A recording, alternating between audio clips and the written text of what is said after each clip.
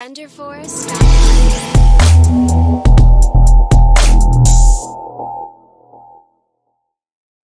Bingo. Merhaba arkadaşlar. RMG'den herkese merhabalar. Ne zamandır çekmek istediğim motor videosunu, tanıtım videosunu nihayet çekebileceğim. Havaların yağmurlu olmasından ve motoru da biraz daha kullandıktan sonra daha iyi, daha düzgün bilgiler verebilmek için, motorun eksilerini, artılarını daha iyi anlayabilmem için ve güzel de bir video olması için bir ay kadar bekledim. Nihayet hava güzel. Az çok motoru keşfettik. Neredeyse tamamını.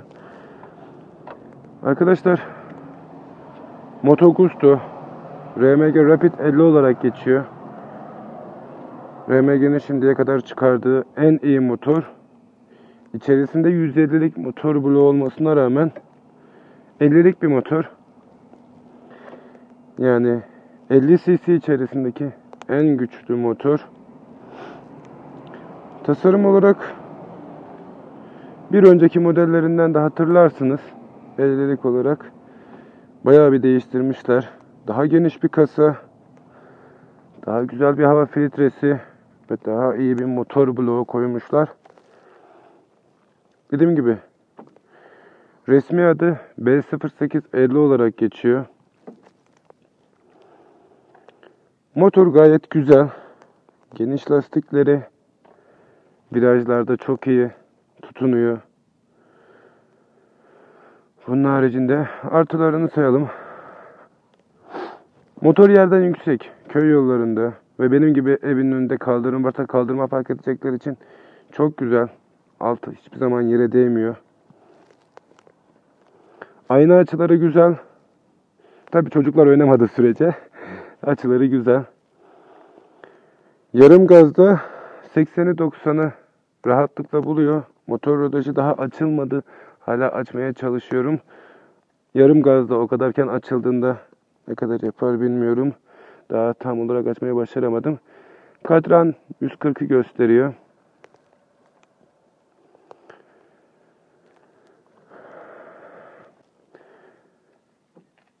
Tüm kontroller zaten elinin altında rahatça kullanabiliyorsun. Mavi rengi seçtim çünkü kırmızı biraz cırtlak duruyordu. Onun haricinde artılarına gelelim. Frenler çok iyi. Önde ve arkada disk fren var. Bastın mı kalıyor. Arka fren biraz yumuşak. Böyle bastın mı kalmıyor ama ön fren destekli olarak bir sıkıntı yaşamıyorum. Yakıt 100 kilometreyi 2,5-3 litre arası yakıyor. Ben rodaj yaptığım için biraz fazla yakıyor. Çünkü habire devri düşürüp alçalttığım için biraz yakıyor. Ama yine de yani 100 kilometreye 4 litre bile yaksa hiçbir şey. Arkadaşlar 20 lira yapıyor. Başka anlatabileceğim sizlere gördüğüm sinyalleri genelde bazı videolara baktım. Ben motor alırken bayağı bir araştırmıştım. Sinyalleri beğenmiyorlar. Ama bence çok çok iyi. Çünkü şöyle söyleyeyim sizlere. Bununla yapmış olduğum birkaç hafta önceki kazayı hatırlarsınız. Motoru yatırmıştım. Kasasında, burada veya sinyallerde herhangi bir kırılma veya çizilme olmadı.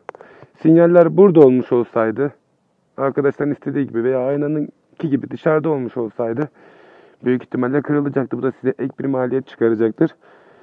Sadece düştüğümde şuradaki vida attı. Onu da pek umursamıyorum. Koruma takozu gibi duruyor şuradaki şey. Ve motor düştü. Herhangi bir şekilde burada çizilme veya granajda herhangi bir deformasyon olmadı. Onun haricinde artıları, dediğim gibi radara girebilecek tek 50 cc. Ve benim için en büyük artısı, ben kısa süreli bu motoru kullanacağım. Çünkü arkadaşlar B sınıfı ehliyetle kullanılabiliyor. Yani motor kullanmak istiyorsunuz ama motor ehliyetiniz yok.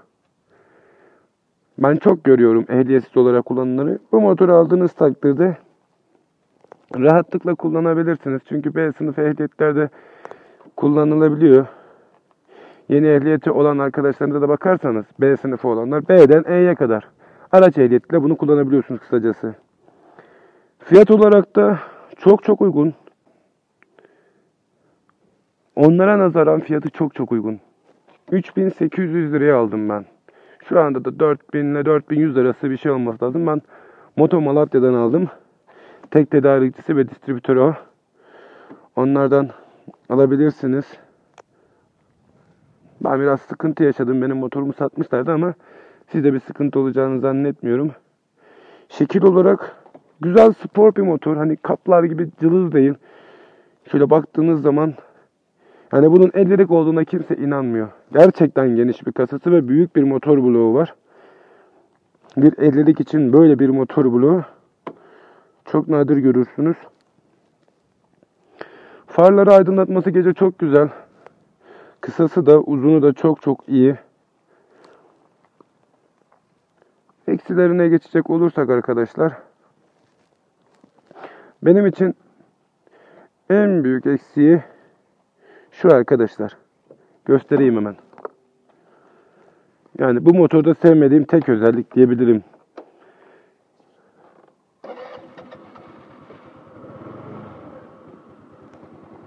Ayaklık açıkken çalışması. Bunu hiç sevmiyorum. Çünkü bunun yüzünden birkaç kez kaza atlattım. Yani kaza demeyelim de kazaya ramak kalmış. Yani düşecektim. Atlattım. Bu özelliğini sevmiyorum. Ve bir de gidon açısı çok düşük. Hani şehir içerisinde hani trafikte durduğunuz zaman araçlar aralarından böyle rahatça gidemiyorsunuz. Bazı yerlerde bir geri bir ileri yapmak durumunda kalıyorsunuz. Ama dediğim gibi sürüşü güzel bir motor. Bagajına gelecek olursak benim kaskım sığmıyor. Geniş bir bagaj hacmi var aslında. Ama benim kaskım sığmıyor. Tam yüz kaskları sığmıyor. Bunun yerine yarım çene kasklarından alabilirsiniz. Yani yarım kasklardan alabilirsiniz. Onlar tam sığıyor. Ondan alabilirsiniz. Hafif bir motor. Öyle göründüğü kadar, büyüklüğüne göre göründüğü kadar ağır bir motor değil. Sevmediğim başka ne özelliği var? Ama şuradan bakalım. Dediğim gibi arka frenin biraz yumuşak olması. Bunun haricinde sevmediğim bir şey yok. Dediğim gibi şöyle baktığınız zaman görüntüsüne bakıyorsunuz yani. Tatlı, şirin, spor bir görüntüsü var. Şu an göreceğiniz modellere ben şahsen binmem. Yani bunları 50'lik diye tanıtıyorlar ama bir motorda da az bir şey şekil olacak be. Evet, başka ne anlatabilirim sizlere? Dediğim gibi Çin malı bir motor ama gayet güzel bir motor. Ben seviyorum. Sizlere de tavsiye eder miyim? Tabii ki tavsiye ederim. Şimdi sizlere bir de kısa olarak yakından çekelim. Evet arkadaşlar, motorumuz bu. Şöyle yakından etrafından bir turlayalım. Sizlere göstereyim. Ben plakamı saklamıyorum arkadaşlar, diğer insanlar gibi. O yüzden sizler de görebilirsiniz. İzlediğim bazı videolarda boya deformasyonları olduğu söylendi ama ben herhangi bir boya deformasyonuna rastlamadım. Sizlere bagajını göstereyim. Marş anahtarıyla açıyorsunuz. İçerisine bir mont koydum ben. Ve bir de anahtar, yani kilidim var. İçerisinde de fabrikadan konulmuş olan bir anahtar seti var. Küçük bir anahtar seti. Motor bloğu gayet gördüğünüz gibi büyük. Lastikler ve hiçbir motorda göremeyeceğiniz bir, yani 50 cc'de göremeyeceğiniz büyüklükte bir egzoz. Gayet güzel. Ön panelde arkadaşlar uzun kısa sinyaller, korna, park ve marş var. Göğüste zaten hız göstergesi ve devir saati. Yakıt deposu ve sinyal göstergeleri var. Gayet sade bir göğüs. Motorumuz dediğim gibi böyle arkadaşlar. Yakıt deposu dışarıda olması ben çok sevdiğim bir özellik. Her seferinde seleyi kaldırmak veya bagajı açmak durumunda kalmıyorsunuz. Buradan rahatlıkla doldurabiliyorsunuz. 3 litre kadar alıyor. Bu da 18 litre, 18 liraya falan doluyor deposu.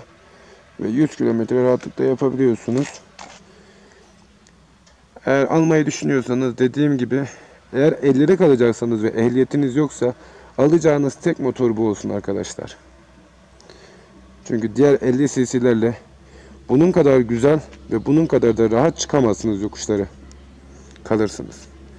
Herkese teşekkürler. İyi günler.